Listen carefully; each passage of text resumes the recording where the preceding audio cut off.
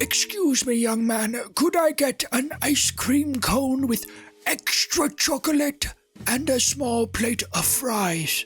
Well, sir, we unfortunately don't serve ice cream or fries here. Ah, yes, right you are. Better to add sprinkles then, I think. Excuse me, but my precious ray of sunshine deserves some sprinkles first. Oh, okay. That is a baby, and you shouldn't be giving them sprinkles or solid food. Oh, good, so you do have sprinkles then.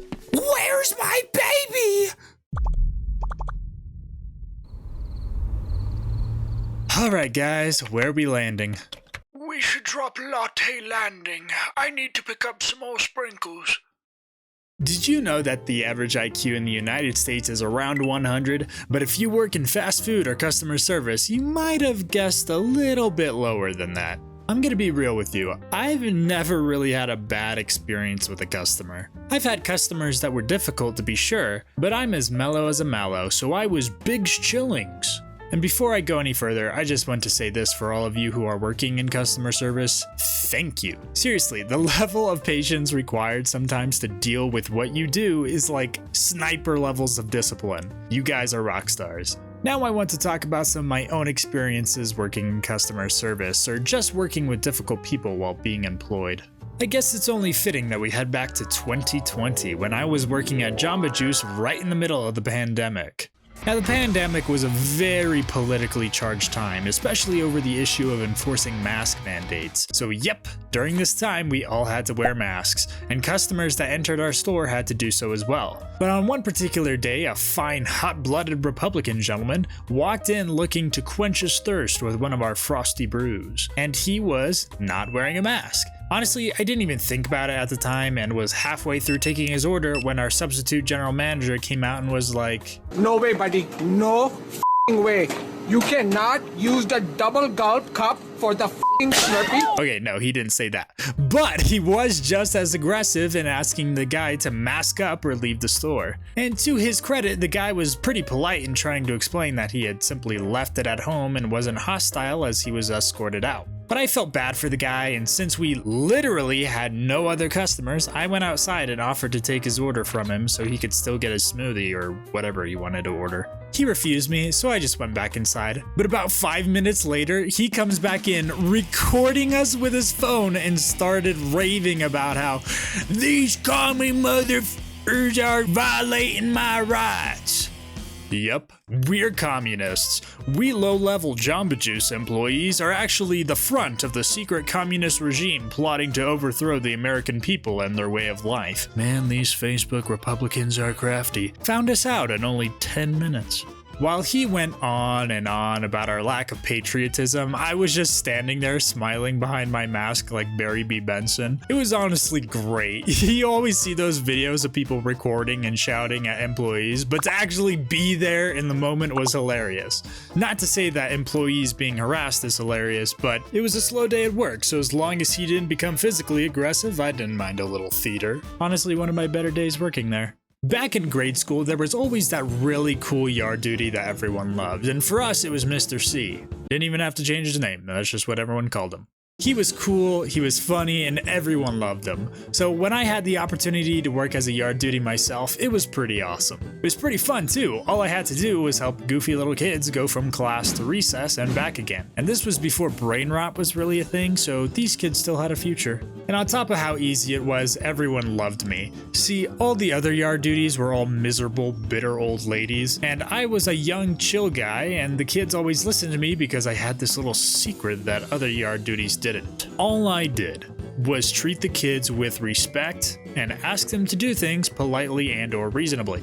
I know, right? Mind-blowing stuff. Now, I'm not saying that grade school kids or like adolescents can't be unreasonable themselves and annoying as heck, but the way these other yard duties were treating them was just unacceptable. There was this one time when we were at lunch with the 5th graders and some of the boys asked me if they could use the football from the other class's sports cart. Since it wasn't ours, I said, hey, wait 10 minutes and if nobody's using it, go for it.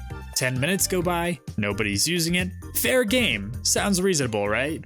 20 minutes later, one of the old dinosaurs comes up and starts yelling at the boys to return the football to the cart. The boys call me over since I gave them permission, and I start talking to the other yard duty about the situation, and get this. Her problem wasn't that anyone in her class wanted to use the football, she just didn't want anyone else to have it. I had been pretty adamant with the boys to treat the ball with respect and to return it to the proper cart afterwards, but nope. She wouldn't budge. So to prevent further conflict and out of respect, I surrendered the ball to their cart and nobody used it for the rest of lunch. But I brought my own football for them to use the next day, so whoa! At the end of the semester, I got goodbye and thank you letters from every single class I was in charge of, including the 5th graders. It was a really fun and cool experience where I felt I got to make those kids' school experiences just a little bit better in spite of the other grouchy yard duties. But hey, you can't please everyone. I was once a lift operator at a ski resort, as in one of the guys who helps operate the lifts. But I was stationed on the rope tow because nobody else wanted to do it. If you're new to snowboarding or skiing or want to learn, then listen close because this is important. If you are new to snowboarding, do not go to the rope tow. Use the carpets. The rope tow is not for beginners. I did my best trying to warn people and instruct people how to use the rope tow properly just for them to say, I got this! Snowboarding for me is a top 3 hobby of mine, so for the most part, working as a lift operator was pretty good. I made a lot of tips because of my exceptional customer service and had a lot of fun teaching people. But there were some people that were just awful. There was this one dad who brought his son who was new to skiing and had all the grace of a newborn baby deer.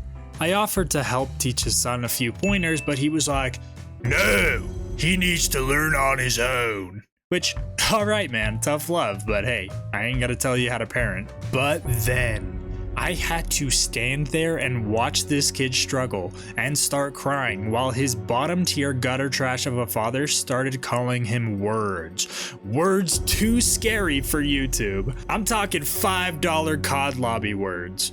Eventually, the kid did get the hang of it, but boy was it painful to watch. There was a lot I had to handle on that job. Rogue snowboards, missing children, coworkers wanting me to go skinny dipping with them, but I never got upset until I had to watch that poor excuse of a father royally suck at life. I understand there are different parenting styles and some believe in tough love, but calling your kids slurs while not giving any useful advice is just bullying. Working hard is hard enough without difficult people adding onto your plate. And now a lot of you might be thinking that my experiences were lightweight, and no kidding, they were. Having to keep your station functioning effectively while dense people throw a tantrum is tough, especially when all you can really do is give them the Gen Z stare.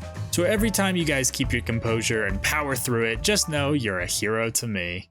Now let me know what kind of customers you guys have had to deal with. If there's anything you'd like me to talk about, let me know down below. But in any case, it has been an absolute pleasure having you here today, so thank you for joining me. I hope you guys are doing awesome, so keep on keeping on, and I will catch you all later. Peace.